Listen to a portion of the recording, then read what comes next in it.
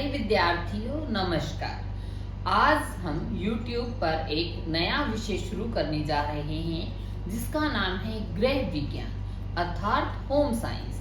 गृह विज्ञान में SCERT की कक्षा 6 की हम पाठ्य पुस्तक का प्रथम अध्याय करेंगे जिसका नाम है भोजन अर्थात फूड। तो सबसे पहले गृह विज्ञान क्यों जरूरी है हम आपको ये बताते हैं। गृह विज्ञान वह विज्ञान है जो आपके जीवन को सुव्यवस्थित करता है और आपके जीवन को ऊंचा उठाने में, कम साधनों के द्वारा ऊंचा उठाने में सहायक होता है। फिर ये वो विज्ञान भी कहलाता है जो हमें कहीं बहुत ऊपर तक लेकर जाता है। इसी कड़ी में हम प्रथम अध्याय भोजन पर चर्चा करते हैं। बच्चों, क्या आपने कभी सोचा है कि हम भोजन क्यों खाते हैं? हमारे माँ बाप हमें क्यों बोलते हैं संतुलित भोजन खाओ, हॉट डॉग, पिज्जा, बर्गर, ये सब चीजें, चाउमीन ना खाओ। ये ऐसा इसलिए है कि संतुलित भोजन से हमें ताकत मिलती है। फिर भोजन की आवश्यकता क्यों पड़ी, हमें क्यों भोजन करना चाहिए? जिस प्रकार से एक कार को चलने के लिए ईंधन की जरूरत होती है, ठीक उसी प्रकार से हमारे शरीर भी तरह तरह की क्रियाएं करता है। जैसे चलते हैं, उठते हैं, बैठते हैं, खाते हैं, सांस लेते हैं आदि। इन सब क्रियाओं के लिए ईंधन रूपी ऊर्जा की हमें जरूरत होती है और जो हमें भोजन से मिलता है, इसलिए हम भोजन करते हैं। फिर भोजन क्या है कि किसको कहते हैं भोजन? हम भोजन तो करते हैं, जरूरी भी है, ऊर्जा भी देता है, लेकिन ये भोजन है क्या?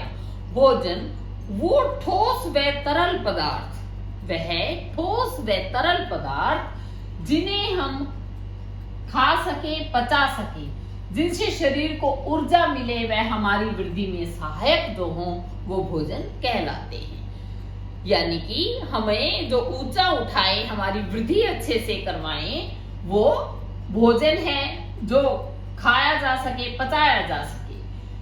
फिर बच्चों, मैं आपको ये बताती हूँ, भोजन संस्कृति का भी प्रतीक है। अब आप कहोगे कि भोजन का और हमारी संस्कृति का क्या तालमेल है? इसका बहुत ही गहरा संबंध है। जैसे पंजाब है, पंजाब का नाम आए तो क्या आता है भोजन में? सबसे पहले हमारे दिमाग में आता है मक्की की रोटी, सरसों का साग, ये वहां का प्रिय भोजन है। हरियाणा है, हरियाणा में बाजरे की रोटी, सरसों का साग खाते हैं। राजस्थान है, राजस्थान जब कभी हम जाते हैं या किसी को भी सुनते हैं तो क्या बोलते हैं कि वहां का क्या प्रसिद्ध है? दाल बाटी चूरमा। दक्षिण भारत का क्या है? इडली, सांबर, डोसा। यदि हम दक्षिण भारतीय कोई हमारे घर मेहमान खाने पर आता है और हम उन्हें तरह तरह के शाही पनीर पकवान बनाकर खिलाते हैं, लेकिन यदि इडली सांबर नहीं होगा तो वो उसे अच्छा भोजन नहीं मानते, यानी कि उनका प्रिय भोजन है। अब बात आई कि भोजन क्या है, ये भी पूरा हुआ। भोजन के स्रोत क्या है? भोजन किन चीजों से हमें प्राप्त होता है? भोजन के दो मुख्य स्रोत हैं, एक तो पेड़ पौधों से, दूसरा जीव जंतुओं से। पेड़ पौधों से आपने अपने आसपास, आपने खेत खलिहान भी देखे होंगे, आपने पेड़ पौधे भी देखे होंगे। पेड़ पौधों से हमें कैसे भोजन मिलता है? पेड़ पौधों से हमें मिलता है जैसे दालें हैं, मूंग, मसूर, चना, सोयाबीन इत्यादि। इन सब दालों में क्या होता है? ये सब दालें हमें पेड़ पौधों से मिलती हैं। इन दालों में प्रोटीन होता है। आपने ये भी देखा होगा कि प्रोटीन शरीर की बढ़ोतरी के लिए आवश्यक तत्व है। और विशेष तौर से आपने सुना होगा, ज्यादातर महिलाएं जब वो गर्भवती होती हैं या वो स्तनपान करवा रही होती हैं बच्चे को, तो उनमें खून की कमी हो जाती है, जिसे हम बोलते हैं वो अनीमिक हो गई। तो उन्हें डॉक्टर बार बार सोयाबीन खाने के लिए कहता है, जो आसानी से उपलब्ध है। सोयाबीन दालों में हमें मिलती है। अनाज, फिर दूसरा अनाज जैसे गेहूं है, चावल है, बाजरा है, जिसकी हम चपाती बनाते हैं, जिसकी हम गेहूं से क्या बनता है? ब्रेड बनती हैं। ये सब चीजें हमारे जो आम जिंदगी की चीजें हैं वो हमें अनाज यहाँ से मिलते हैं। इनके अंदर सबसे ज्यादा कार्बोहाइड्रेट्स होते हैं। फिर इसके बाद बारी आती है फल की, फलों का। जरूरी नहीं है हम कीवी जैसे महंगे फल लेकर ही खाएं बच्चों।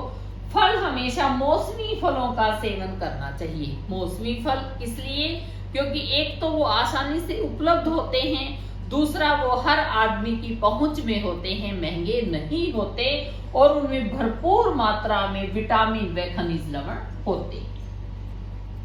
इसके बाद बारी आती है सब्जी की, कि सब्जियां जमीन के नीचे व जमीन के ऊपर दो तरह की सब्जियां हमें प्राप्त होती हैं, जैसे हरी पत्तेदार सब्जियां, मेथी, पालक इत्यादि, जिनमें आयरन भरपूर मात्रा में होता है, वो हमें जमीन के ऊपर मिलती हैं। शकरकंद, आलू, जिमीकंद वगैरह ये हमें जमीन के नीचे मिलते हैं। इनमें खनिज लवण व विटामिन होते हैं।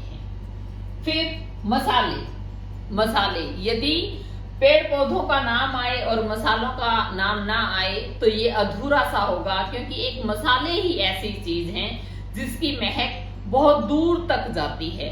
आप कई बार बाहर से खेल कर आते हो, आते ही पूछते हो मम्मी क्या बना है, इतनी अच्छी खुशबू आ रही है, और फटाफट आप रसोई में जाके देखते हो। तो वो मसालों का कमाल है कि वो आपको वहां तक खींच के लेके आए। मसालों से एक तो जल्दी भोजन पचता है, स्वादिष्ट बनता है, व सुगंधित होता है। इसके बाद सूखे मेवे भी हमें पेड़ पौधों से प्राप्त होते हैं। ये प्रत्येक आदमी के लिए बहुत ही गुणकारी होते हैं।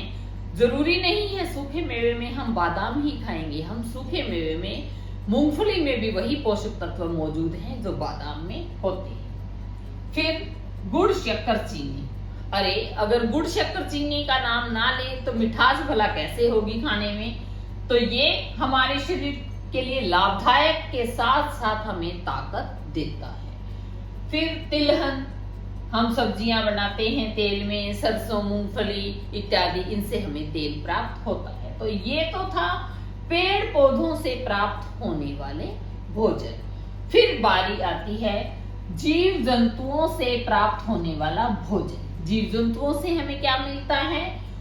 सबसे पहले हम बात करें अंडों की। अंडे मिलते हैं।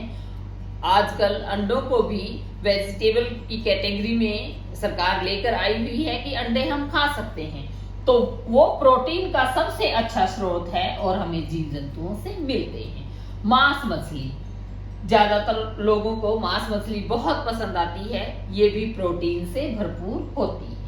फिर दूध व दूध से बने पदार्थ, ये आम साधारण जन व विशेष जो व्यक्ति होते हैं सभी के लिए बहुत ही प्रिय खाद्य पदार्थ है। ये एक छोटे शिशु का संपूर्ण आहार है और सारे पोषक तत्व इसमें मौजूद होते हैं। सभी वर्ग के लिए ये फायदेमंद है। मक्खन, घी इत्यादि भी हमें दूध व दूध से बने पदार्थों से प्राप्त होता है। तो बच्चों ये था भोजन, कि भोजन क्या है, इसके स्रोत क्या है, हमें कहां से प्राप्त होता है, ये सब हमने आज विस्तार पूर्वक इसकी चर्चा की। लेकिन ये ध्यान रहे कि भोजन संतुलित हो।